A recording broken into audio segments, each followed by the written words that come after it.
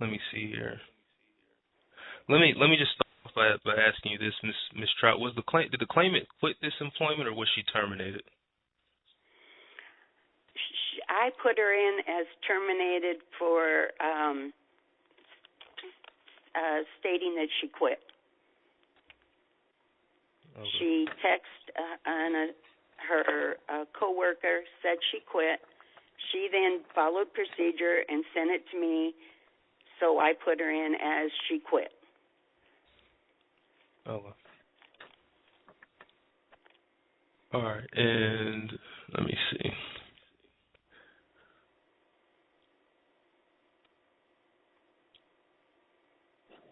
On what date?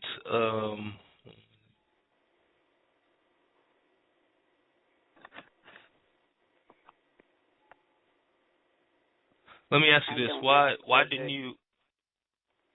Let me ask you this: Why didn't you follow up with that text message? How come you didn't follow up with the claimant regarding that text message? Probably because I was then having to cover with my assistant the shifts. I did send it on to my DM at the time, which was Pam, who in the process of those few days switched to another DM.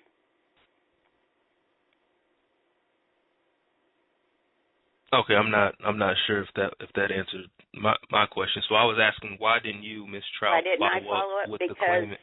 Yes, ma'am. So when you see, let me. Okay, hold on. Let me restate my question so it's clear. When you received that communication from, I believe it was another assistant store manager, is that correct? So the claimant texted an assistant store manager, and that assistant store manager forwarded you that communication saying that she had quit. Is that correct? Just yes or no? Yes. Yes. Okay. Now, why didn't you? So my question is, why didn't you go to Miss Brown to verify that that notice of quit?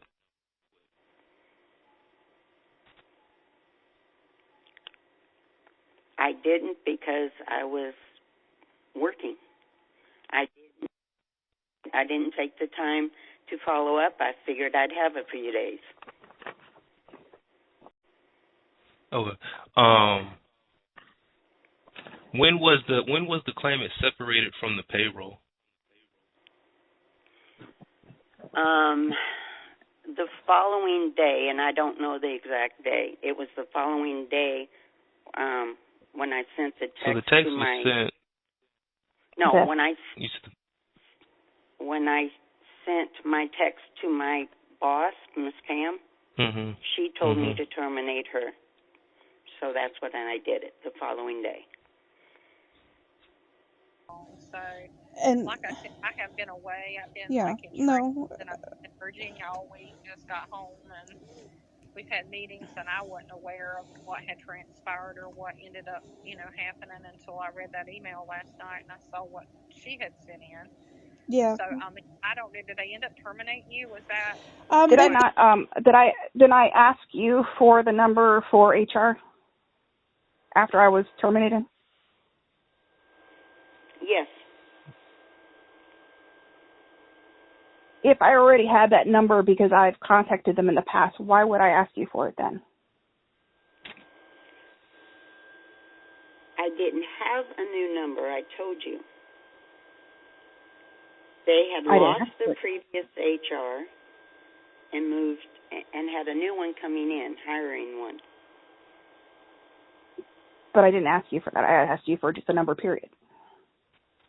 And you didn't offer it. I told you the same thing I just said. All right. Okay, but you're acknowledging today that you yourself never required the claimant to work off the clock? No, I've never asked her to work off the clock. Okay. Dollar Tree's a little policy about, we don't want you working off the clock. We want you to get paid for every hour that you work. I know it's bull, but I've seen people working off the clock. It's pretty widespread. I mean, basically, I've had people from other stores, and they were all doing the same thing. Nobody cares. Nobody talks about it. Oh my God, I'll help you if you talk about it. But I'm tired of lying about it. I mean, they already went and fired me. So what happens when you bust your butt? They make you a manager. See, I figured out within 2 weeks of working there, I watched people coming in. I watched somebody who was the stocking manager. He's supposed to be stocking overnights or in the mornings. He was coming in often right before we closed, and he would be stocking off the clock by himself. We would leave. He'd say goodnight, have fun, do whatever, and he did his thing. I've seen where they've had people, they let him go, and then they accuse him of stealing afterward. He must have been stealing. He must have had $6,000 worth of boxes he stole. I can't verify any of that because Dollar Tree runs on management busting their hump and working through their breaks after they were already supposed to go home, and sometimes maybe even by themselves. Are you being told to work off the clock? Hell yes. Hell yes. Why were they working? They weren't working off the clock because they felt like it. Nobody feels like it. Nobody wants to sit there and stay off the clock. The fact that you even seem to want to believe that, think that, I don't know what you've been smoking.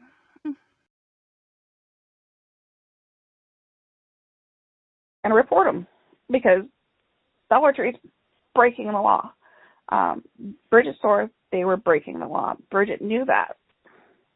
And she at no point told me to stop working off the clock. She never told me. Did you?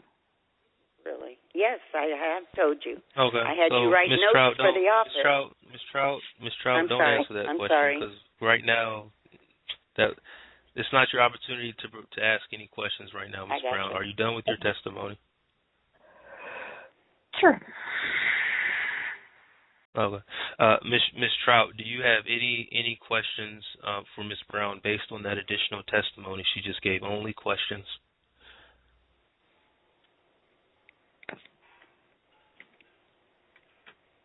Other than a lot of it's hearsay, no, I have none. Okay. All right, I don't have any more questions for anyone, but at this point, each party will be given an opportunity to make a brief closing statement.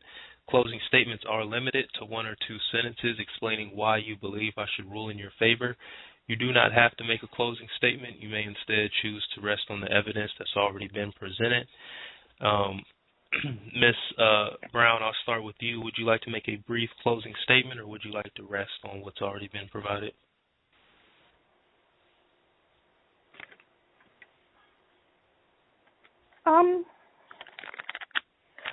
I would just like to say that, yeah, I'm the only one who submitted evidence. It has been proven in the evidence that I've submitted, which included my last pay stub. I was never paid for any of the time working off the clock. There is no evidence. Bridget's never had plenty of time and never submitted any evidence of the things that she had to say. So the things that she said, true or untrue, she never submitted any evidence of that. They were putting it all on me, which is fine. But evidence speaks louder than words. If she worked off and she told me about it, the hours were given before the week was up. If she didn't tell me and an associate came to me and told me while she was here. Ms. Trout, hold on. What do you mean the hours were given to her? What do you mean by that? Are you saying she was paid for the hours? What do you mean? Yes, I would have to go back in and give her time. And that week that she said she stayed. So you're saying I would have to go back in. She was paid for the hours that she stayed beyond her scheduled end time? Yeah, whenever I knew about it, yes. Or even when she didn't tell me, an associate told me while she was here, I'd have to go back in and give her those hours. Okay. All right. Ms. Trout, do you have a closing statement you would like to make, or would you like to rest on the evidence? The only thing I want to say is we were trying to stop her working off the clock. I would have to go back in and pay. She was asked to make signs for my office. My DM and I have both asked her to stop working off the clock, and it continued. And that's the only thing I wanted to say. Thank you. All right, I don't have any more questions, or I'm sorry. Thank you for those final words. This hearing is now concluded. I thank you both for your time and participation in the hearing. Each of you have a great rest of the day.